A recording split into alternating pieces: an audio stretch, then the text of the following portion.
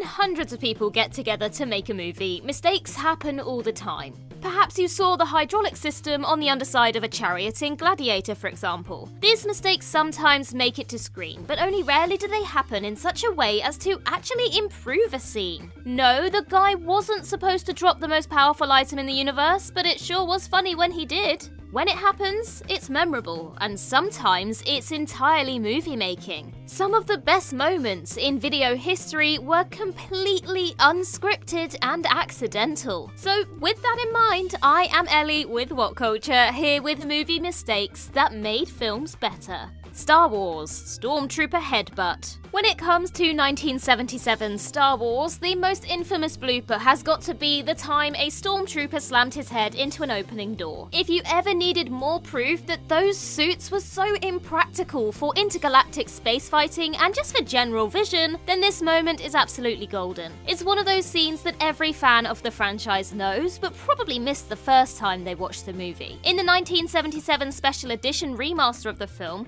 the director added an audible bonk sound, and even recreated the scene in Attack of the Clones. As Django Fett was walking into his ship, he bonked his head on the opening door in exactly the same way, which solidified the trait of stormtroopers, his clones, having originated right there at the source. Filming TV is cool, but you know what else is cool? Protecting your privacy online. Scan the QR code or click the link in the description and get up to 76% off a 2-year NordVPN plan, plus 3 months free if you sign up today.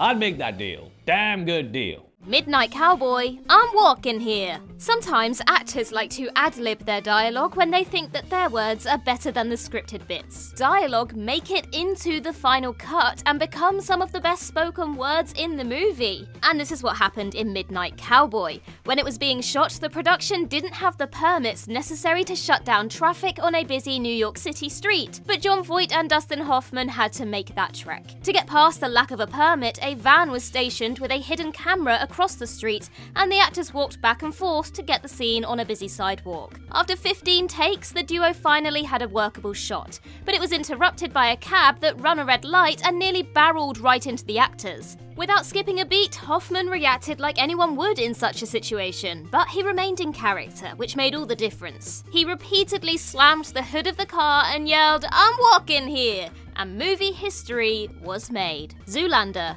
So why male models?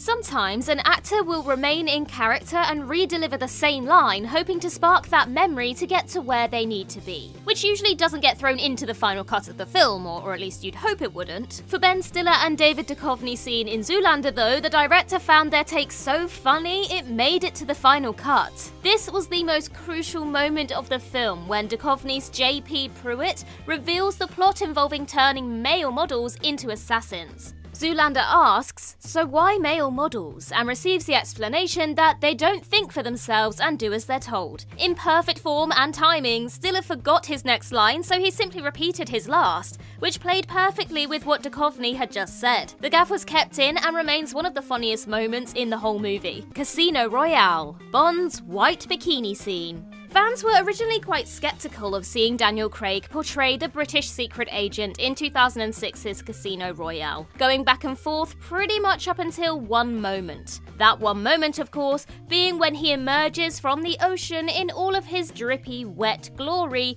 in some spin of Ursula Andress's white bikini moment in 1962. The only catch is that scene wasn't planned at all. Originally, the shot was meant to be filmed quite differently, with Bond positioned to look on at the villain's wife Solange while he floated in the ocean, but the reality of the location stepped in and changed everything. Craig explained that where they filmed in the Bahamas is one of those places where there's a sand shelf, and the sand shelf happened to be 3 feet deep. He was supposed to swim in and then float off like a friendly sea lion, but the water level thought otherwise. If only he'd been wearing the white bikini. Django Unchained, DiCaprio's hand slip. To be honest, we've all heard about this one by now. It is legendary. Leonardo DiCaprio's performance as Calvin Candy in Quentin Tarantino's 2012 film Django Unchained has that one key moment where acting overtook all sense of reason and made one big blooper historical moment in the process. And it was of course during the dinner negotiation scene where DiCaprio's Candy decides to drive a point home by slamming the palm of his hand on the table as hard as possible. Unfortunately for Mr. DiCaprio, there happened to be a crystal glass in the way, which shattered and embedded a chunk or two into the actor's hand, requiring stitches afterwards. The injury was so unexpected and intense that you can see the look of shock and concern on the actor's face. Fortunately, a little blood wasn't going to slow Leo down, and so he finished the scene and it was kept in the movie, as you can see by all of the blood. Rain Man, phone booth, flatulence. While his most famous example clearly comes from Midnight Cowboy, another iconic role of Dustin Hoffman's required him to remain in character while going through something many have had to deal with: flatulence in a small space. I mean, Shrek always said, better out than in, and who are we to argue with Shrek, eh? In the movie Rain Man, Hoffman played the older brother Raymond to Tom Cruise's Charlie. Raymond was an autistic savant who had difficulty navigating the social niceties and norms in polite society, which is why he remained in character while shooting in a phone booth with crows when he had to let out a massive fart. In true Dustin Hoffman fashion, he remained in character and repeated, "uh-oh, fart," over and over again. Cruise, who is also a stalwart actor, remained in character and reacted in much the same way anyone would in such a situation, making this scene one of the funniest, most realistic, and memorable from the entire film. True Lies, stumbling stripper.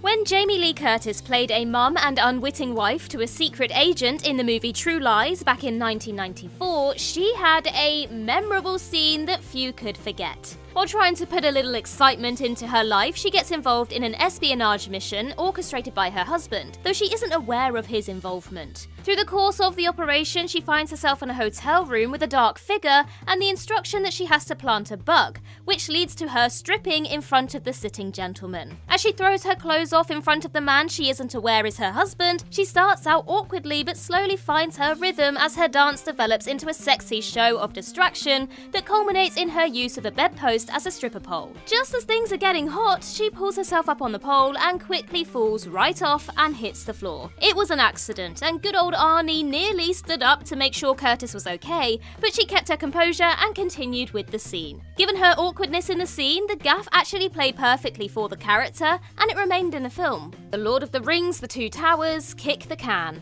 Through the course of 3 epic films shot and produced over several years, there were bound to be a few injuries on the set of the Lord of the Rings movies. One does not simply walk into Mordor. And Viggo Mortensen learned that the hard way by smashing his foot up and not being able to walk anyway. When Aragorn and company finally catch up to the Uruk-hai, who have Pippin and Merry, it appears that they were killed. In his frustration and anger, Aragorn kicked a helmet towards the camera and cried out in anguished pain. The scene was shot numerous times to try and capture Aragorn's rage and disappointment in finally finding his friends, only to have them turn up dead. But after 4 takes that weren't pulling off what director Peter Jackson wanted, he asked for more. The 5th take was perfect for Jackson, who saw the character's pain come across in the shot. Little did he know at the time that Mortensen had actually broken 2 of his toes, and while he did stay in character as he screamed in pain, that pain appeared to be all the more real to the situation rather than real to his newly broken toes, which is why that take made it to print. Guardians of the Galaxy, Star-Lord's clumsiness. In the first Guardians of the Galaxy film, Peter Quill begins his adventure by finding an artifact which turns out to be an Infinity Stone, also known as one of the most dangerous and powerful items in all the Marvel Cinematic Universe. Wow.